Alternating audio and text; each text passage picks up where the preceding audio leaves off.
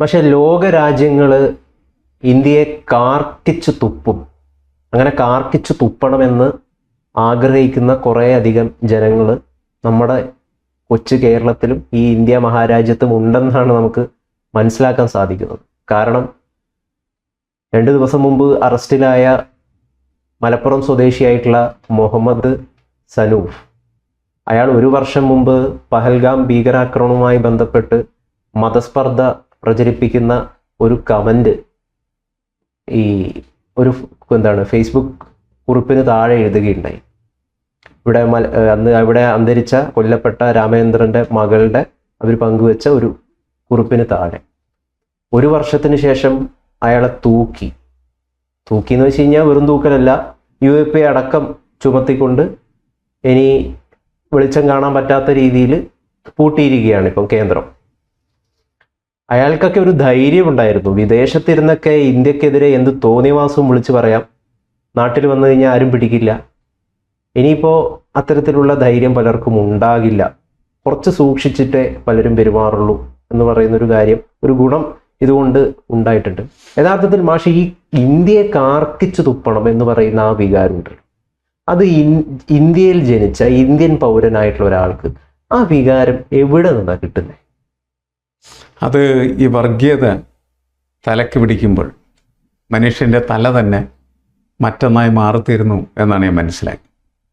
അതുകൊണ്ടാണ് ഇവിടെ ഈ മുഹമ്മദ് മനൂഫ് അല്ലേ, മുഹമ്മദ് സനൂഫ് എന്ന് പറയുന്ന ഈ ചെറുപ്പക്കാരൻ 26 വയസ്സായുള്ള അയാൾ എങ്ങനെ രാജ്യദ്രോഹിയായി മാറി. രാജ്യദ്രോഹി എന്ന് ഞാൻ വളരെ കൃത്യമായിട്ട് പറയും. കാരണം ഇന്ത്യയുടെ മുഖത്ത് കാർക്കിച്ച് തുപ്പണം എന്ന് പറയുമ്പോൾ അയാൾ ഇന്ത്യക്കെതിരാണ്. അങ്ങനെ ഇന്ത്യക്കെതിരായിട്ട് നിൽക്കുന്ന ഒരാളെയാണ് നമ്മൾ രാജ്യദ്രോഹി എന്ന് വിശേഷിപ്പിക്കും. നമുക്ക് ഈ വിഷയത്തിൽ പലതരത്തിലുള്ള വൈകാരികത കൂടിയുണ്ട്. പ്രത്യേകിച്ച് രാമേന്ദ്രൻ പഹൽഗാം ആക്രമണത്തിലെ ഒരു ചോരപ്പൊട്ടാണ് അദ്ദേഹം. പ്രത്യേകിച്ച് മലയാളിയായ അദ്ദേഹം മലയാളികളെ സംബന്ധിച്ചിടത്തോളം വലിയ വേദനയാണ്. അതിൽ മരിച്ചു വീണ ഓരോ വ്യക്തിയും ഇന്ത്യക്കാരനെ സംബന്ധിച്ചിടത്തോളം ഇന്ത്യക്കാരൻ്റെ ഹൃദയത്തിൽ നിന്ന് പൊട്ടി വീണ രക്തത്തുള്ളി തന്നെയാണ്. പക്ഷേ നമ്മൾ കേരളീയർ ഈ രാമേന്ദ്രനെയാണ് അങ്ങനെ ആ സ്ഥാനത്ത് പ്രതിഷ്ഠിക്കുന്നത്. എല്ലാ വേദനയും നമ്മൾ അവിടെയാണ്. അപ്പോൾ അദ്ദേഹത്തിൻ്റെ മകളുടെ പോസ്റ്റിന് താഴെയാണ് ഇയാൾ ഇങ്ങനെ എഴുതിയത്. അയാൾ എഴുതിയ വാചകങ്ങൾ മുഴുവൻ വായിക്കുകയാണെങ്കിൽ അയാൾ അത്ര ഭയങ്കരനാണ് എന്നുള്ളതായിരുന്നു. മലയാളികൾ മുഴുവൻ അത് അറിഞ്ഞു കഴിഞ്ഞു. എങ്കിലും അതിൽ ഏതാനും ചില വരികൾ തീർച്ചയായിട്ടും ഒന്നും കൂടി വായിക്കേണ്ടതുണ്ട്. കാരണം എത്രമാത്രം തീവ്രമായിട്ടും വിഷലിപ്തമായിട്ടാണ് ഇവനെ പോലുള്ള ആളുകൾ ചിന്തിക്കുന്നത് എന്ന് അതിലൂടെ നമുക്ക് മനസ്സിലാകും. അത് ഇതിനോടകം കുറേയധികം ആളുകൾ കേട്ട് കഴിഞ്ഞു. പക്ഷേ എങ്കിലും നമുക്കതിൻ്റെ ഏതാനും ചില വരികളൊന്ന് വായിക്കാം. അത് തീർച്ചയായിട്ടും അറിയേണ്ടതാണ്. കാരണം എത്ര വിഷലിപ്തമായിട്ടാണ് ഇവനെ പോലുള്ള ആളുകൾ ചിന്തിക്കുന്നത് എന്ന്. ഇന്നല്ലെങ്കിൽ നാളെ കശ്മീർ ഞങ്ങൾ പിടിച്ചെടുക്കും, ഇന്ത്യയിൽ നിന്നും കശ്മീരിനെ വേർപെടുത്തും, മറ്റു ലോക രാജ്യങ്ങൾ ഇന്ത്യയെ കാർക്കിച്ചു തുപ്പും, കശ്മീർ അപകടത്തിലാണെന്ന് ലോകം തിരിച്ചറിയും, എൻ്റെ സഹോദരങ്ങൾ ഇന്ത്യയിലേക്ക് കടന്നു കയറി ഇന്ത്യൻ മുസ്ലിംസിനെ സംരക്ഷിച്ച് ബാക്കി മനുഷ്യരെ കൂട്ടം കൂട്ടമായി നശിപ്പിക്കും. നോക്കൂ മാഷേ, ഇവൻ എന്ന് പറയുന്നത് ഒരു മലയാളിയാണ്. ഒരു മതേതരത്വമൊക്കെയുള്ള സാഹോദര്യം, മതസൗഹാർദ്ദത്തിലൊക്കെ ജീവിച്ചു പോകുന്ന ഒരു അന്തരീക്ഷത്തിൽ ജനിച്ചു വളർന്ന ഒരാളാണ് ഈ സനൂഫ് എന്ന് പറയുന്ന മലയാളി. ആ മലയാളിയാണ് പറയുന്നത്, കമന്റ് എഴുതുന്നത്, മുസ്ലിമിനെ മാത്രം സംരക്ഷിച്ച് ബാക്കി മനുഷ്യരെ കൂട്ടമായി നശിപ്പിക്കുമെന്ന്. ഇത്രയും ഭീകരമായി ഒരാൾ പ്രവർത്തിക്കുന്നുണ്ടെങ്കിൽ, അയാൾ സംസാരിക്കുന്നുണ്ടെങ്കിൽ, അയാൾ ഈ വർഗീയതയുടെയും മനോരോഗത്തിൻ്റെ അങ്ങേറ്റത്തെത്തിയ ഒരാളാണ്. അവനെ നമുക്ക് തിരുത്താൻ പറ്റില്ല. അവൻ ഭ്രാന്തായി കഴിഞ്ഞിരിക്കുന്നു. ഇപ്പോൾ വർഗീയത ഭ്രാന്തായി പിടിപെട്ട് സർവ്വമനുഷ്യയും കശാപ്പ് ചെയ്യാൻ പറ്റുന്നു. ഇവൻ്റെ അടുത്തൊരു യന്ത്രത്തോക്ക് കൊടുത്താൽ ഇവൻ സർവ്വെണ്ണത്തിനെ കൊന്നളയും. അപ്പം ഇങ്ങനെയുള്ള ആളുകൾ അവൻ എന്ത് ധൈര്യത്തിലാണ് ഇതെല്ലാം എഴുതി വിടുകയും പിന്നീട് മലപ്പുറത്തേക്ക് നെഞ്ചു തിരിച്ചു വരികയും ചെയ്യുന്നത് വെച്ചാൽ അതൊരു അസാധാരണമായ വരവ് തന്നെയാണ്. പക്ഷേ ഇവൻ ഇത് എഴുതിയ അന്ന് മുതലേ ഇവനെതിരെ കേസ് ഫയൽ ചെയ്യപ്പെട്ടതിന് ശേഷം, കേസ് ഫയൽ ചെയ്തതിലേയും ചിലപ്പോൾ ഒരിക്കൽ ഇങ്ങനെ ഈ അന്വേഷണ ഏജൻസിയുടെ നോട്ടപ്പുള്ളിയാവില്ല. കേസ് ഫയൽ ചെയ്യപ്പെട്ടവരുടെ അന്വേഷണ ഏജൻസിയുടെ നോട്ടപ്പുള്ളിയായിരുന്നു. പിന്നീട് അവൻ നടത്തിയ എല്ലാ ചലനങ്ങളും അന്വേഷണ സംഘത്തിൻ്റെ മുന്നിലുണ്ട്. അപ്പം ഇവൻ അതിഭീകരൻ, കൊടും ഭീകരൻ എന്ന് തോന്നിയത് കൊണ്ടാണ് അവൻ വരുന്ന സമയത്ത് കാത്തു നിന്ന് അവനെ അറസ്റ്റ് ചെയ്ത് UAPA ചുമത്തി അകത്താക്കി. അങ്ങനെ ആക്കണം. രാജ്യദ്രോഹികളെ പിന്നെ എന്ത് ചെയ്യണം? അവരെ മാലയിട്ട് സ്വീകരിക്കണം. പക്ഷെ രാജ്യദ്രോഹികളെ ഇപ്പം രാജ്യത്തെ സ്നേഹിക്കുന്ന കുറേ അധികം ആളുകൾ നമ്മുടെ നാട്ടിലുണ്ട്.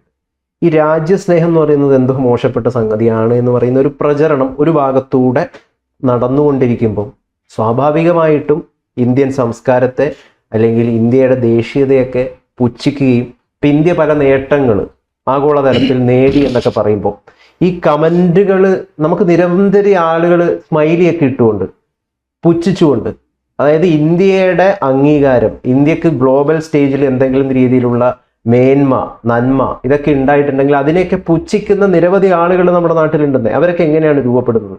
അപ്പം അവരുടെയൊക്കെ ഉള്ളിൽ ഇന്ത്യയെ ലോകരാജ്യങ്ങൾ കാർക്കിച്ചു തുപ്പണമെന്നാണ് ആഗ്രഹം. അല്ല, അവനെ കൊണ്ട് അങ്ങനെ പറയിപ്പിക്കുന്ന അവൻ്റെ ഈ വർഗീയതയാണെന്നേ, മുസ്ലിം വർഗീയതയാണ് അവനെ കൊണ്ട് പറയിപ്പിക്കുന്നത്. എനിക്കൊന്ന് ഞാൻ 86 87 കാശ്മീരിൽ പോകുമ്പോഴേ അന്നിങ്ങനെ രൂക്ഷമായിട്ടില്ല വിഷയങ്ങൾ. ഇന്ത്യ ക്രിക്കറ്റ് കളി തോറ്റപ്പോൾ അവിടെ പടക്കം പൊട്ടിക്കണം കാശ്മീരിൽ കുറേ ആളുകൾ, കുറേ മുസ്ലിം. അപ്പം അന്ന് നമ്മളിത് ഈ പ്രശ്നങ്ങളിലേക്ക് എത്തിയിട്ടില്ല, അല്ലെങ്കിൽ ഇങ്ങനെ രൂക്ഷമായിട്ടില്ല. അപ്പം അന്ന് മുതലുണ്ട് ഇത് കുറച്ചേ അവരുടെ മനസ്സിലിങ്ങനെ വളർത്തി അവരെ ശരിക്കും പറഞ്ഞു കഴിഞ്ഞാൽ ചീത്തയാക്കിക്കൊണ്ടിരിക്കുകയാണ് ചെയ്യുന്നത്.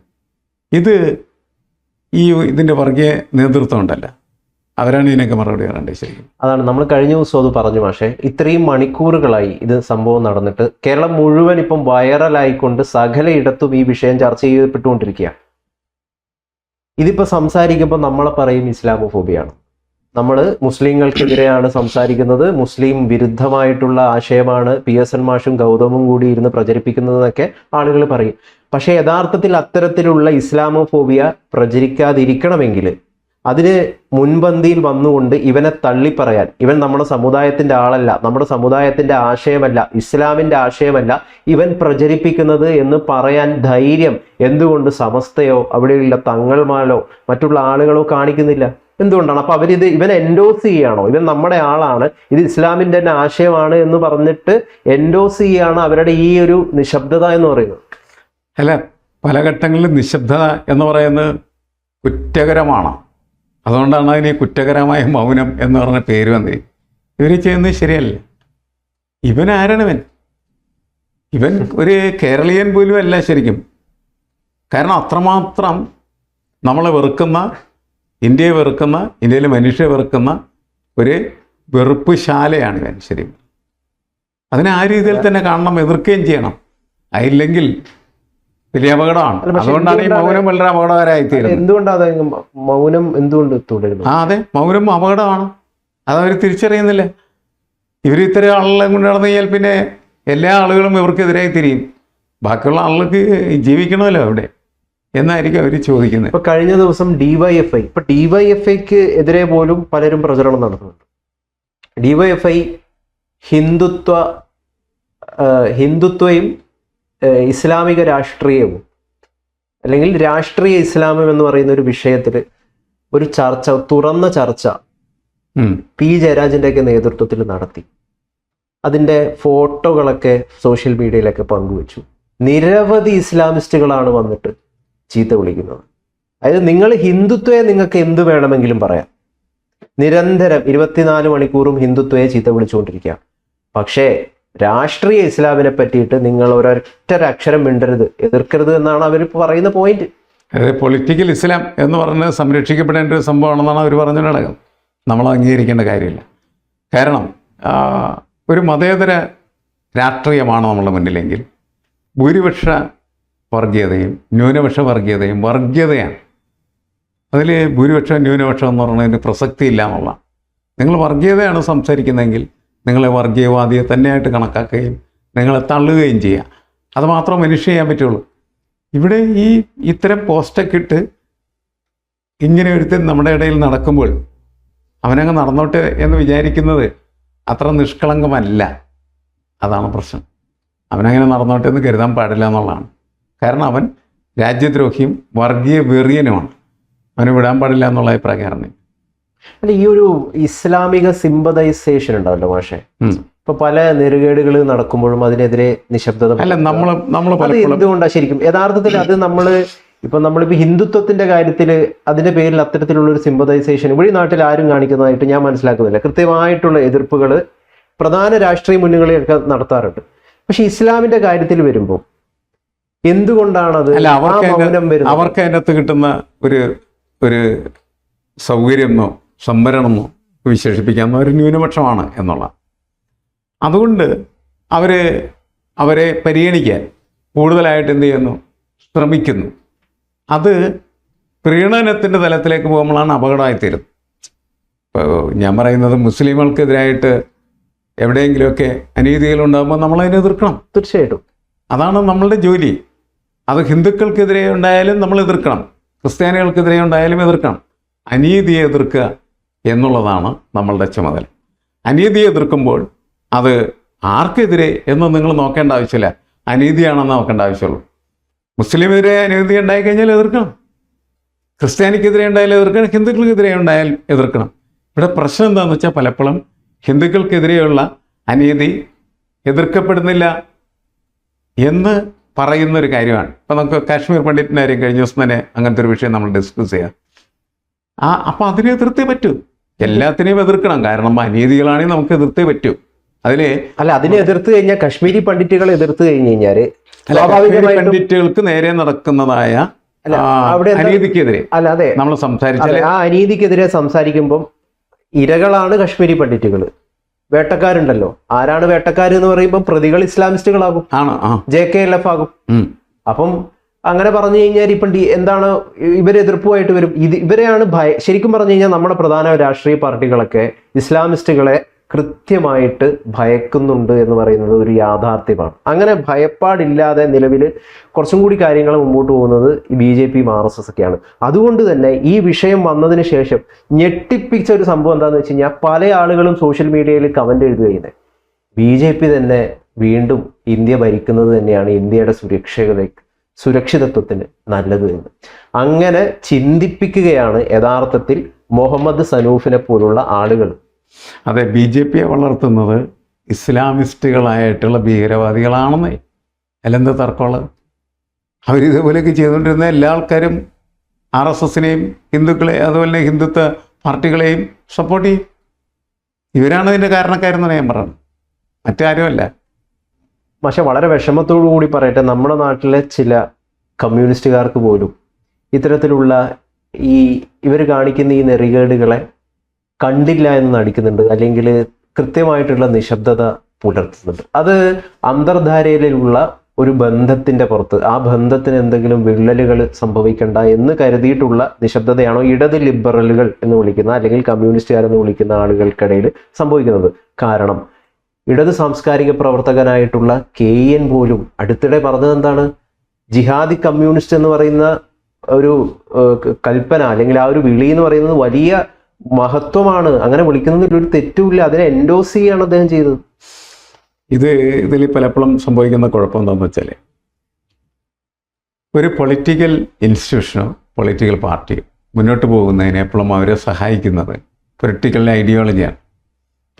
ആ പൊളിറ്റിക്കൽ ഐഡിയോളജിയുടെ അകത്താണ് നമ്മളുടെ KNന്റെ ജിഹാദി കമ്മ്യൂണിസ്റ്റ് കയറുന്നത്. കമ്മ്യൂണിസത്തിനകത്ത് കയറുകയാണ് ചെയ്യുന്നത്. എന്നാലും മുസ്ലിം കമ്മ്യൂണിസത്തെക്കുറിച്ച് സംസാരിക്കുകയാണ് ചെയ്യുന്നത്. അത് അപ്രസക്തവും അത് തെറ്റുമാണ് എന്നുള്ള കാര്യത്തിൽ ഒരു തർക്കമില്ല. കാരണം അങ്ങനെ സാധ്യമല്ല എന്നുള്ളതാണ്. അങ്ങനെ സാധ്യമാണെന്ന് വിചാരിക്കുന്നത് അവരെത്തപ്പെട്ടിരിക്കുന്നതായിട്ടുള്ള പ്രത്യേകിച്ചുള്ള പൊസിഷൻ്റെ കുഴപ്പം കൊണ്ട് ഒരു സംഭവിക്കുന്ന ദുരന്തമാണ്. ശരി, നിങ്ങൾ കൃത്യമായിട്ടൊരു കമ്മ്യൂണിസ്റ്റായിട്ട് നിന്നാൽ നിങ്ങൾക്കൊരിക്കലും ഈ ജിഹാദി കമ്മ്യൂണിസ്റ്റ് എന്ന് പറയുന്ന ഒരു താവളം രക്ഷയ്ക്കായിട്ട് കണ്ടെത്തേണ്ടതില്ല എന്നുള്ളതാണ്. നിങ്ങൾ യഥാർത്ഥ കമ്മ്യൂണിസ്റ്റാണെങ്കിൽ അവിടെ നിങ്ങൾക്ക് മുസ്ലിമോ ക്രിസ്ത്യാനിയോ ഹിന്ദു ഒന്നുമില്ല, മനുഷ്യനുള്ളൂ. ആ മനുഷ്യൻ്റെ വിമോചനത്തിന് വേണ്ടിയുള്ള പോരാട്ടത്തിന് വേണ്ടിയുള്ള കമ്മ്യൂണിസം മാത്രമേ അവിടെ ഉള്ളൂ. അതുകൊണ്ട് ഈ ജിഹാദി കമ്മ്യൂണിസ്റ്റ് എന്ന് പറയുന്നതിന് വലിയ അസംബന്ധമാണെന്നാണ് എൻ്റെ അഭിപ്രായം.